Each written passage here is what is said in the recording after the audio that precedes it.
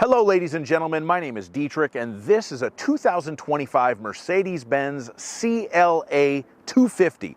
This is the least expensive new car that Mercedes currently offers here in the United States of America.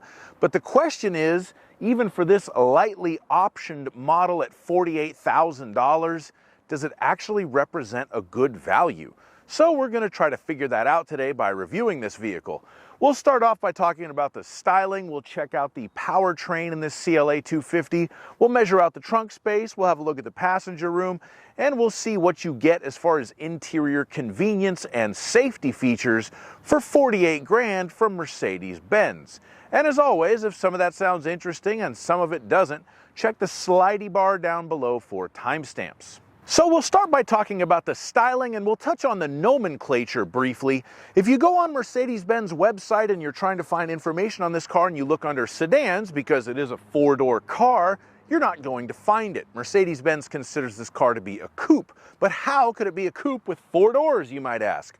Well, because of its kind of sloping banana-shaped roofline and the fact that the doors don't have frames around the windows. When you open the door, you can see what I'm talking about here. Mercedes says this makes the car count as a coupe. Okay, fine, so it's a coupe. This particular CLA 250 coupe is finished in hyper blue metallic. That is a Mercedes-Benz manufacturer color. It's a $1,750 option, and it's actually the most expensive option on this relatively lightly optioned car. Another option would be the wheels. Those are the 18-inch twin 5-spoke wheels. Those are a mere $200 above and beyond a base model, and they're probably worth it. They do look pretty nice, and I think better than the base wheels on a CLA 250. The other option we have on the exterior is this body-colored spoiler. That is a $300 option. And other than that, you basically get a relatively small but relatively nice-looking Mercedes. You have, of course, the standard LED lighting. That looks pretty fancy at night. And you have the ginormous Mercedes-Benz logo in the middle of the grille. That is what you're paying the money for anyway. Let everyone know that you bought the smallest Mercedes. I will point out that my 2012 S65 AMG, which was $217,000 when it was new, does not have that giant Mercedes logo. The more expensive they are, the less logos you need to remind you that it's a Benz. Now we're going to take a look under the hood and talk about the powertrain. This is a 2-liter turbocharged engine hooked up to a 48-volt mild hybrid system. It has 221 horsepower and 258 torque. This Mercedes is actually front-wheel drive based. Most of them are rear-wheel drive, but for the smallest one, you get front-wheel drive as standard. It's not really so much of a problem for me. All-wheel drive is an option, but this car doesn't have it. All of that is hooked up to an 8-speed dual-clutch transmission. This powertrain is good, but not great. It's not very good in town. It's very grumbly. The engine doesn't feel refined. It makes a bunch of noises that I don't really like. And the start-stop system is very herky-jerky. The hybrid bit can only propel the car up to about 4 miles an hour, and then it cuts off, or the engine kicks in, or whatever happens, happens. Driving it around town, stop and go, low speeds is annoying, and I don't like it. However, if you get this car out on the freeway, it actually feels fantastic. It feels like it's got a little bit more than 221 horsepower. Everything smooths out. All the transmission shifts are good. The engine sounds better at highway speeds. It really is kind of a tale of two experiences. Great on the highway and really not good on the street. At least that's my experience and my observation driving this car.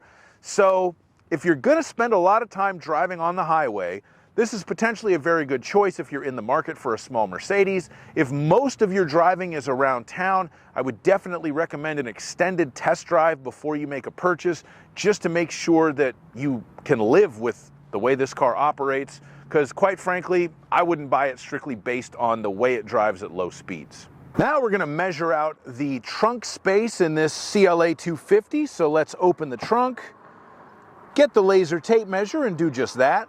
The length of the trunk from the bottom of the back seat to the back of the trunk with the back seats up, 3 feet and 3 inches.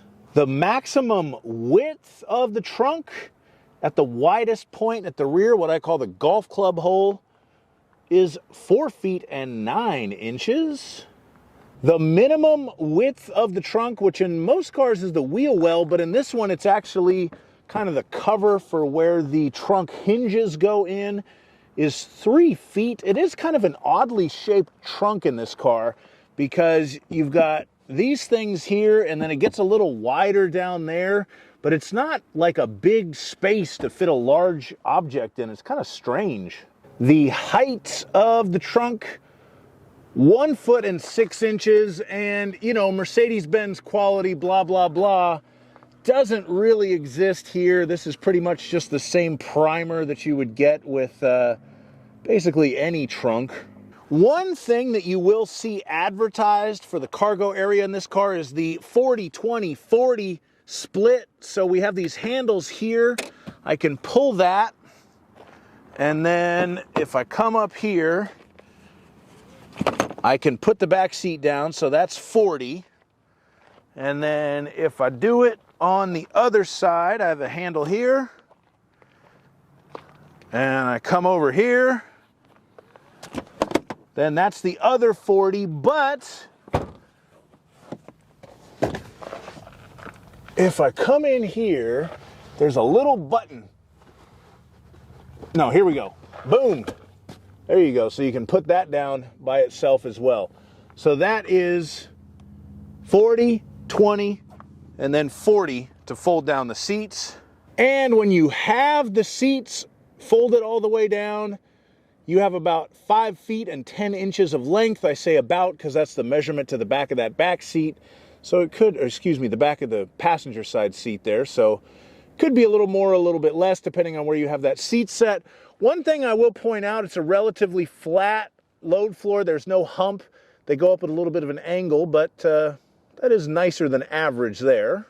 And if you need to lift something into the back of your CLA, you'll need to lift it 2 feet and 6 inches off of the ground. And if we look underneath the floor here, that is an air pump and some Fix-A-Flat. The first aid kit, that's actually an option as well. Keys for the wheel locks. There's the battery right there. That's the tow hook. So there you go. That is the trunk area in a CLA 250. Now we're going to measure out the passenger space, and for this test I use myself. I'm 6'5", so let's see if I can sit behind myself in the smallest Mercedes 4-door coupe.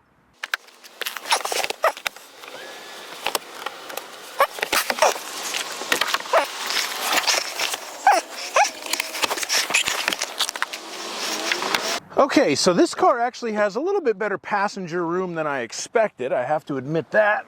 I sit in the front, my knees are barely not touching and my head is barely not touching, but technically I'm in here. I'm trying to be fair. And then when I get in the back,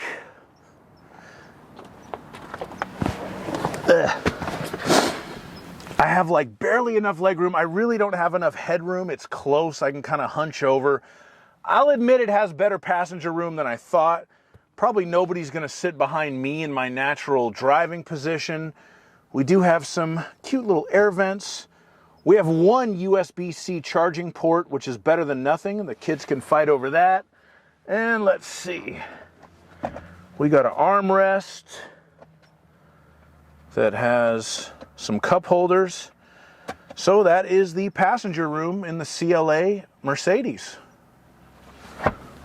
Now we're going to step into the interior of the vehicle and talk about the features in here. This car is very, very lightly optioned, as I mentioned before when I was talking about styling. The only real option of note on the inside is the heated front seats. That's a $500 option that this vehicle is equipped with.